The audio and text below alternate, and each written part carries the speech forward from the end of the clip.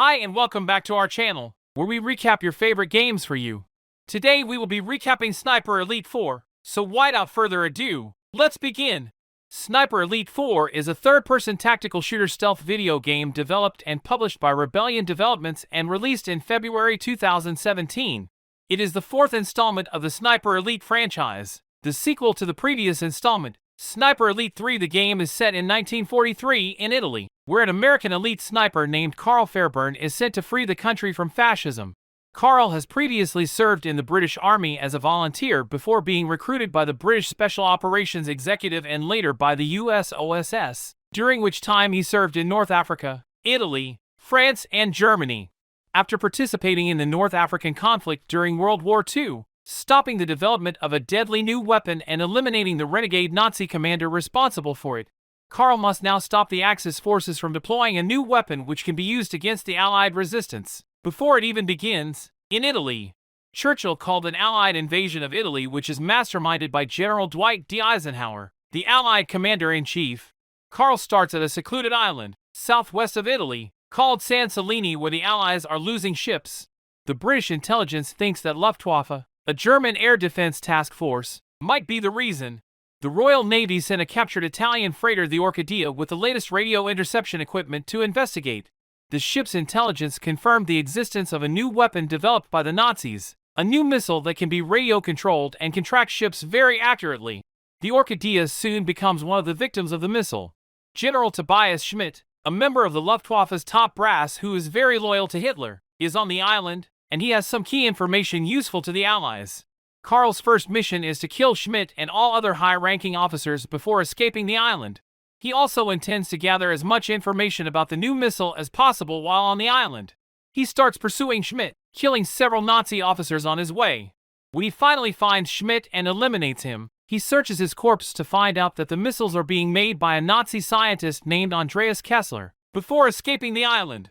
The American intelligence OSS believes that Kessler is in Italy, under the protection of a brutal Nazi general, Heinz Bohm, and the Allies don't know what he looks like. Carl is then dispatched to the coastal town of Bidani.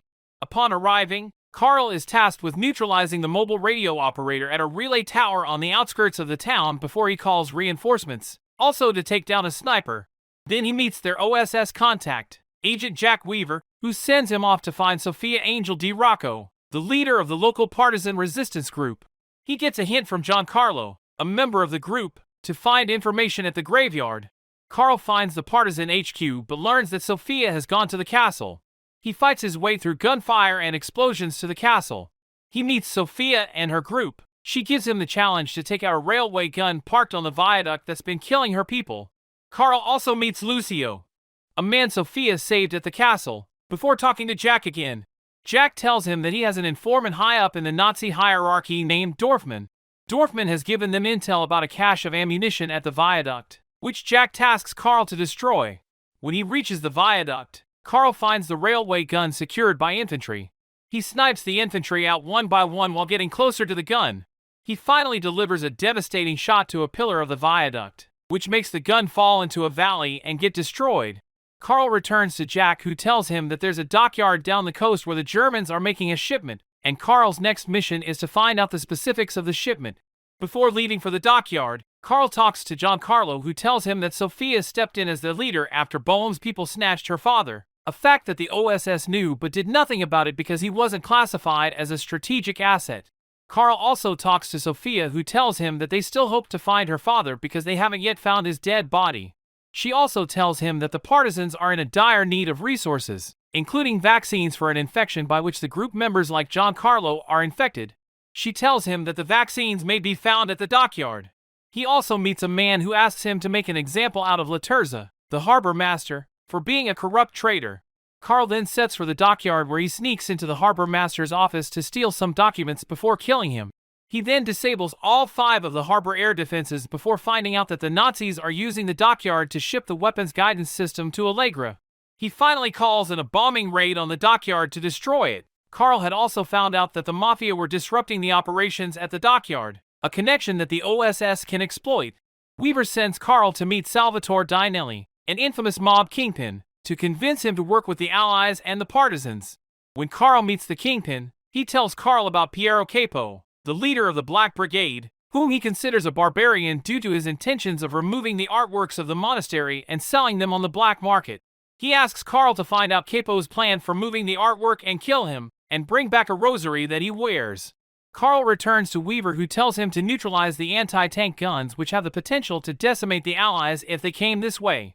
Before leaving, Carl also talks to Mafioso, who tells him that he can't get into the monastery unless he takes out Castle Hill, which guards it. Carl goes on to kill all the soldiers in and around Castle Hill before killing Piero Capo and taking his rosary. Upon confirmation of Capo's death, Dinelli pledges his support to them, although the partisans weren't keen on it because they disliked the Mafia for being mass murderers as much as they disliked the fascists. Dorfman contacts Weaver again and insists on delivering information about Kessler's whereabouts in person. Carl uses a radio to contact Mother Hen, who informs him that the Magazzino coastal facility has been unusually successful at sinking Allied shipping and tasks him to neutralize the naval guns and radar technology. He then meets Dorfman, who reveals that Kessler is at the coastal facility in Magazzino. Carl is initially skeptical about Dorfman, but Dorfman reveals that his motive for betraying the Nazis is that he believes that the result of the war might not be in their favor, and wants to be on the good side of the Allies if that is the case. Carl then talks to Mafioso again, who claims he is following Carl on Dinelli's orders to keep him safe. He also gives him information that the components from the dockyard were transported here. Before leaving to find Kessler, Carl also talks to Weaver again, who tells him that the coastal facility could be their key to finding out how much Bohm's people know about the Allied plan. He also tells him that Bohm has a confidant named Major Klaus Rothbauer, who probably knows Bohm's plans, but his mansion is heavily fortified and impossible to get to him, even for Carl, so the coastal facility is the priority. At the coastal facility, Carl finds missile warheads which are being fitted with the guidance system by Kessler before they are taken to Allegra, but he has no idea how many have already been shipped. He sabotages the facility's vital components before finding Kessler and kidnapping him in a truck, along with stealing his research notes. He takes Kessler to be interrogated by Sophia and Weaver, where Sophia expresses her disdain to him for using slave laborers to build his missiles. She attempts to kill him, but Weaver stops him by explaining that Kessler is useful to them. Kessler claims to have information about her father, but would tell her only on the condition that everyone except her leaves the room. They oblige, and after a little while Sophia marches out of the room and Carl sends in Weaver to find out what he told her. Carl then goes into the room and uses a radio to contact Mother Hen again, who gives him a task to intercept and destroy a truck carrying enemy propaganda. Weaver tells Carl that Kessler told Sophia that her father is still alive and is being held at an interrogation block somewhere in Giovi Fiorini where, coincidentally, Rothbauer can also be found. They decide to use this opportunity to get evidence of Bohm's plan. Carl talks to Giancarlo, who tells him that Sophia has taken all of the resistance members to the interrogation block to try to find and rescue her father. He tells him that dreadful things have been done to other group members at the same place and that Sophia believed Kessler because he knew a lot of details about her father's kidnapping. He also tells him that Sophia doesn't trust him or Weaver because she thinks they betrayed her like the OSS betrayed her father by not preventing the kidnapping or attempting a rescue. Before leaving, Carl talks to Kessler, who seems confident that the Nazis are going to win the war and that he can't be harmed because he is equally useful to either side. He also confesses that he is dying due to liver failure, which is why it was so easy to kidnap him, and finally reveals that Sophia's father has died many months ago. Carl arrives at Giovi Fiorini, where he quickly kills Rothbauer and finds classified documents in a safe which contain Bohm's plans. But in the ensuing battle, many partisans are massacred as it was a trap and they didn't stand a chance against the Nazi war machine. Sophia's body wasn't found among the dead, but she was presumed dead as many bodies were burnt beyond recognition. However, the partisans' sacrifice got them the intelligence they needed. They found out that Bohm knows about Operation Avalanche and the Allied plan to invade mainland Italy, and if the fleet is attacked, the results would be catastrophic. The Nazis would gain more control of Europe, resulting in huge loss of lives. The USS Ancon is the command ship for Operation Avalanche, which means that the primary target is General Eisenhower, the Allied commander-in-chief. They also learn that the strike will be launched from a Nazi base located in the mountains of Allegra. With the partisans rendered dead, only Dinelli's mobsters could help Carl with a safe passage through the mountains. Weaver sets up a bombing run and Carl is in charge of calling it in. Carl decides to grab intel on the Germans' plans for the missiles and make sure that nothing can be salvaged. The responsibility to stop these missiles is now on Carl. Carl climbs up the mountains of Allegra and finds his way to the Nazi base. There is no guarantee that Kessler will reveal any information, and they need to find technical specifications for the missile, which Carl finds at the base. After that, one by one, he sabotages all 5 of the missiles. He then decides to deal with the mass production facility before signaling the bombing run. When he finally calls for the bombing raid on the radio, Bohm appears behind him with a gun to his head. Bohm tells him that he only wanted Sophia and not to kill all the other partisans. Carl turns around to see Doffman, and he quickly realizes that Bohm was pretending to be an informant. Carl confidently states that they have Kessler and have wrecked the production facilities, to which Bohm tells him that Kessler will be dead before being useful to the Allies and that they were too late with wrecking the production facilities. Then he confirms the intel that Carl had gained from Giove Florini regarding the attack on the Allied fleet, specifically on General Eisenhower. Bohm asks his men to bring in Sophia, who is surprisingly alive. Sophia regretfully admits that she has failed the partisans and her father. Bohm intends to torture Sophia in front of Carl's eyes, but before he could even begin, Carl repeats to Sophia the words she told him the partisans lived by. All it takes is a spark.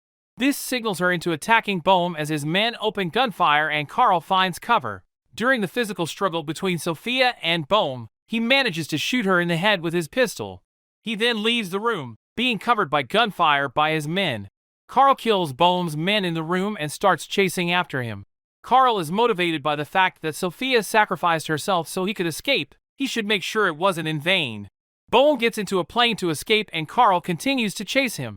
Carl finds a vantage point on a balcony and starts shooting the plane's engines with his sniper rifle. He finally lands a shot that destroys the engine, which results in the plane crashing on the runway.